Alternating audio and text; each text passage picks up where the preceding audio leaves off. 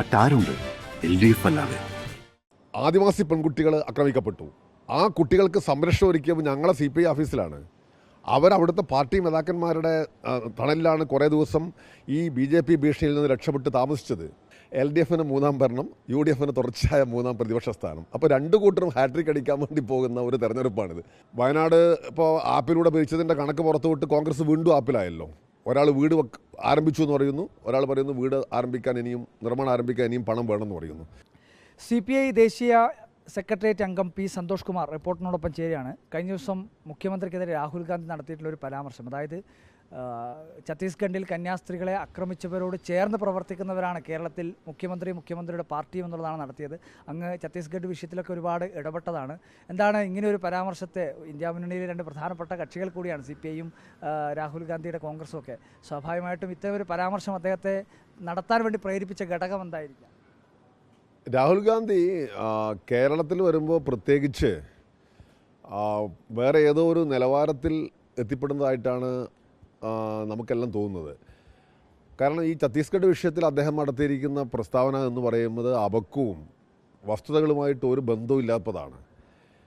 അദ്ദേഹത്തിന് ഈ പ്രസംഗം എഴുതി കൊടുക്കുന്നവരും അദ്ദേഹത്തെ ഈ കുളത്തിൽ ചാടിക്കുന്നവരും ഒക്കെ പ്രത്യേകം ശ്രദ്ധിക്കുമ്പോൾ നന്നായിരിക്കും എന്ന് എനിക്ക് തോന്നുന്നു. കാരണം നമ്മുടെ നാടിൻ്റെ മുമ്പിലുള്ള ചില പച്ചയായ സത്യങ്ങളുണ്ട്.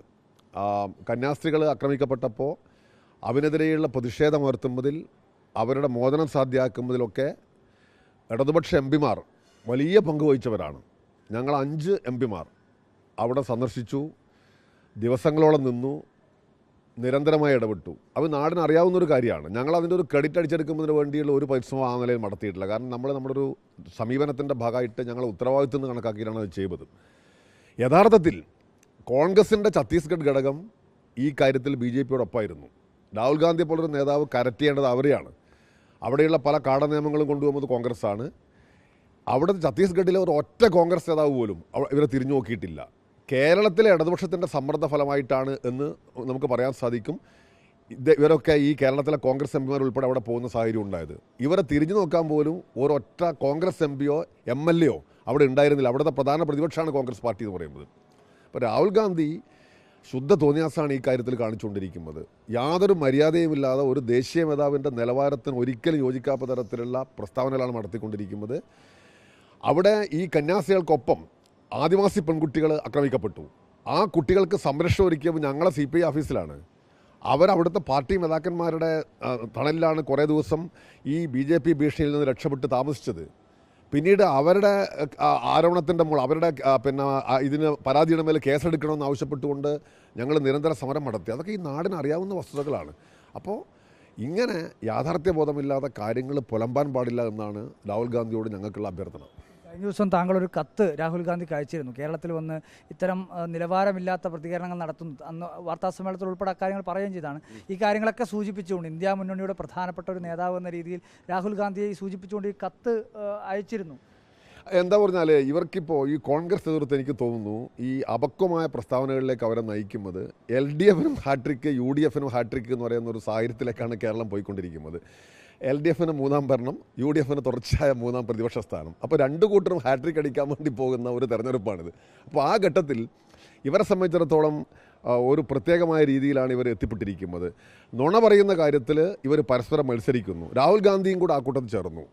അപ്പോൾ അത് അവസാനിപ്പിക്കുന്നതാണ് ഒരു ദേശീയ നേതാവ് എന്നുള്ള നിലയിൽ അദ്ദേഹത്തിന് നല്ലത് എന്നൊരു സമീപനമാണ് ആ കത്തിലൂടെ ഞാൻ സ്വീകരിച്ചത്. അല്ലെ പിന്നെ ഈ വലിയ വർത്താനം അവസാനിപ്പിക്കണം. വയനാട് ഇപ്പോൾ ആപ്പിലൂടെ ഭരിച്ചതിൻ്റെ കണക്ക് പുറത്തുവിട്ട് കോൺഗ്രസ് വീണ്ടും ആപ്പിലായല്ലോ. ഒരാൾ വീട് ആരംഭിച്ചു എന്ന് പറയുന്നു, ഒരാൾ പറയുന്നു വീട് ആരംഭിക്കാൻ ഇനിയും നിർമ്മാണം ആരംഭിക്കാൻ ഇനിയും പണം വേണമെന്ന് പറയുന്നു. ഒരു 2 ദിവസത്തിനുള്ളിൽ നടക്കുന്ന ഈ സംസാരത്തിനകത്തുള്ള വലിയ വൈരുദ്ധ്യങ്ങളാണ്. രാഹുൽ ഗാന്ധി വേറെ തരത്തിൽ നുണ പറയുന്നു. അപ്പോൾ ഇങ്ങനെ നുണകൾ കൊണ്ട് ഈ തെരഞ്ഞെടുപ്പ് രംഗത്ത് പിടിച്ചു നിൽക്കാൻ കഴിയുമ്പോൾ ശ്രമമാണ് നടത്തുന്നത്. അത് അവർക്ക് തന്നെ തിരിച്ചടിയാവും. കാരണം കേരളം ഇത് നന്നായി കാണുന്നുണ്ട്. LDF തികഞ്ഞ ആത്മവിശ്വാസത്തിലാണ്. രണ്ടു കൂട്ടരുടെയും ഹാട്രിക് ഇത്തവണ ഉറപ്പുവരുത്തും. എന്തായാലും ഈ ഒരു അവസാന ഘട്ടത്തിൽ ഇനിയിപ്പോൾ നിയമസഭാ തെരഞ്ഞെടുപ്പിൻ്റെ പോളിങ്ങിന് വേണ്ടി ഏകദേശം 3 ദിവസം മാത്രമേ ബാക്കിയുള്ളൂ.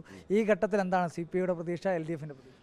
അല്ല, കേരളത്തിൻ്റെ ആകെ പ്രതീക്ഷയാണ് ഇടതുപക്ഷ ജനാധിപത്യ മുന്നണി തുടർച്ചയായ മൂന്നാം ഭരണത്തിലേക്ക് പോകും. ആ മൂന്നാം ഭരണം സംജാതമാകുന്നതിന് ആവശ്യമായ തരത്തിലുള്ള നല്ല പ്രവർത്തനങ്ങൾ നടത്തിയിട്ടുണ്ട്. നല്ലതുപോലെ സ്ഥാനാർത്ഥികളും നേതാക്കന്മാരും ഫീൽഡിൽ പ്രവർത്തനങ്ങൾ സംഘടിപ്പിക്കുന്നുണ്ട്. പൊതുവിൽ ഭരണവിരുദ്ധ വികാരം എന്ന് പറയുന്ന ഒന്നില്ല. നമ്മുടെ നാട് ഇടതുപക്ഷ ജനാധിപത്യ മുന്നണിയുടെ ഭരണത്തിൽ തൃപ്തരാണ്. കേരളത്തെ മുന്നോട്ട് കൊണ്ടുപോകുന്നതിന് ആർക്കെങ്കിലും സാധിക്കുമെങ്കിൽ കുറേ കൂടി മെച്ചപ്പെട്ട ഒരു LDF ആയിരിക്കും LDFന് പകരം വെക്കാവുന്നത്. UDFോ BJPയോ അല്ല എന്ന് കേരളം തിരിച്ചറിയുന്നുണ്ട്. അപ്പോൾ ആ ആത്മവിശ്വാസത്തിൻ്റെ പുറത്താണ് ഞങ്ങൾ മുന്നോട്ട് പോകുന്നത്. എന്തായാലും ആദ്യഘട്ടത്തിലെല്ലാം പറഞ്ഞിരുന്നത് 100 സീറ്റ് കൂടുതൽ നേടി വിജയിക്കുമെന്നുള്ളതാണ്.